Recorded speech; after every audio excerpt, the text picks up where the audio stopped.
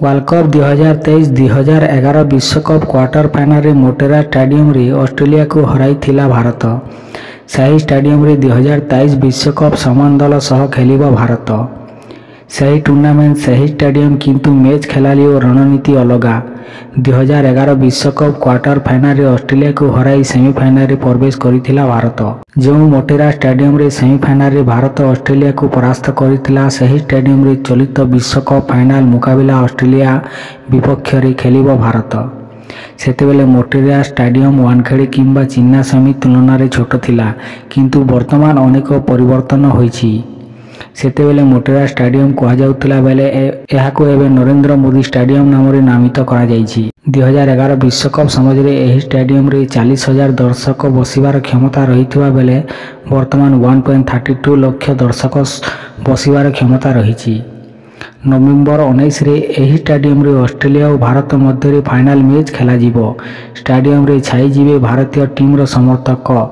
जन समुद्र रे परिणत हेबो नरेंद्र मोदी स्टेडियम। 2011 विश्वकप क्वार्टर फाइनल रे भारतीय दल दमदार प्रदर्शन करी 4 थर विश्व चैंपियन होइथिबा ऑस्ट्रेलिया को सेमी करे प्रवेश कराई देई नथिले।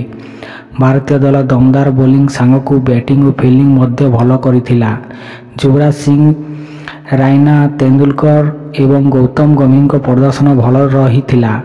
2011 विश्वकप रे धोनी नेतृत्व रे क्वार्टर फाइनल रे कंगारू दल को भारत परास्त करी ट्रॉफी हाताइबा को जाइथिला। एहारी मध्य रे भारतीय दल रे भी अपग्रेड करा जाइछि। खेलाली और रणनीति अलगा रही। अधिनायक परिवर्तन होईछि। 2011 विश्वकप रे धोनी नेतृत्व रे भारतीय दल विश्वकप खेलिथिला। दक्षता और कौशल रे भारतीय दल ट्रॉफी हातेइथिला। चलित विश्वकप भारतीय दल रोहित शर्मा नेतृत्व रे खेलुछि, जेउथिरे युवा खेलाली माननकु सुयोग दिया जाइछि। सेतेबेले ऑस्ट्रेलिया विपक्ष खेला जाइथिबा मैच रे युवराज दमदार प्रदर्शन करी दल को विजयी करिथिले।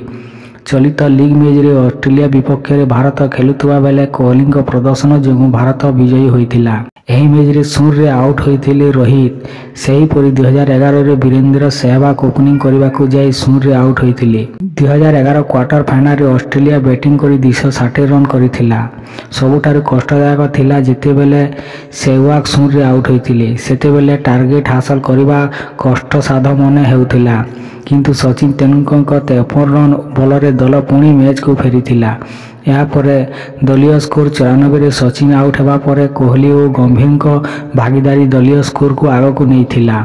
युवराज सिंह को लड़ुआ बैटिंग जो भारतीय दल 47.4 ओवर रे मैच रे विजयी होइथिला। सेहीपरि 2011 विश्वकप ऑस्ट्रेलिया विपक्ष क्वार्टर फाइनल रे सुरेश रैना जेपरि युवराज सिंह पाई छिड़ा होइथिले, चलित लीग मैच रे मध्य समान भाव रे कोहली पाई के राहुल छिड़ा होइथिले। 2011 विश्वकप खेलिथिबा कोहली और अश्विन एबे भी विश्वकप खेलुचंती, किंतु ऑस्ट्रेलिया दल रे स्टीवेन स्मिथ एकमात्र खेलाली जे कि 2011 विश्वकप मैच खेलिथिले।